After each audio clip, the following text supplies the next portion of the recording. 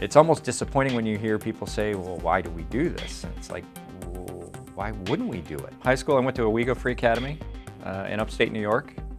And then college was Tulane University in New Orleans. When I was 17, when I left home, about 1,200 miles away to go to Tulane, they had a really good engineering school, which was part of the decision. And then the other part was I received a Naval ROTC scholarship. And I think, you know, to be in engineering in college, even as an undergraduate, I think most people who went through it realize that you have to enjoy it because it's a lot of work. It also kind of opened up those doors follow on. You know, it allowed me to go to test pilot school. It allowed me to meet the requirements to apply to be an astronaut. I played every sport possible. Was a team captain on a number of sports teams. I just enjoyed being part of a team, having a goal. Even shuttle crew or an ISS crew, you're talking 6 to 7 people, very much like a sports team in a sense. Obviously a little smaller, a little more intimate, and you build a huge bond with those people just like you would with a sports team. And I think you know, you have a leader, you have a captain, the commander. You know, you have this huge goal that you're trying to accomplish, and you know, you do everything you can to make sure your part of that mission is a success because you want the team to succeed. And, you know, within the Department of the Navy, you have the Navy and the Marine Corps, so I chose to go what they called Marine option, and I wanted to be a pilot. For me, it was more, I was very interested in space and really interested in airplanes, and I just kind of followed that passion. I couldn't think of anything that I would have rather done. I mean, it was just, I really, really enjoyed being a fighter pilot and being a Marine. I love to be outdoors.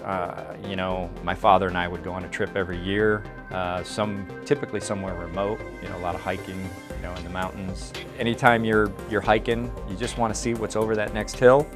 I think, you know, we have a history as humans of being explorers, and then just the excitement. I mean, I think it's almost instinctive in a human being to want to explore.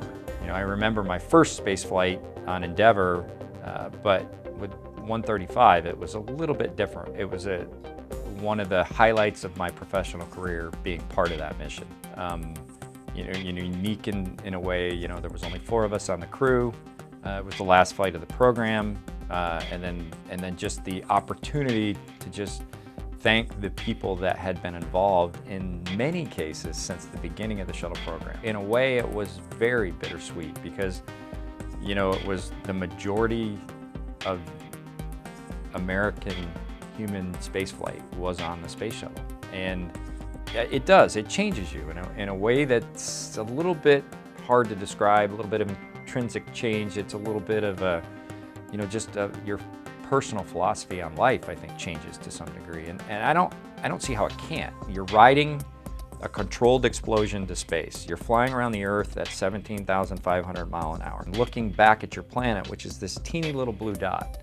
I don't think you're human if it doesn't change how you feel about yourself, about life, about the universe. We've gone the better part of 5 years plus without a domestic capability. It is tough. It's tough on us, and it's great that we have the opportunity to fly with the Russians, and they fly, you know, a very good vehicle in the Soyuz, and so we've been able to maintain our presence in space. But to be part of this, where we're returning this capability to the United States, flying rockets out of Florida with people on them, is very exciting. And I think frankly, the United States should have this capability. So I'm glad to be a part of it.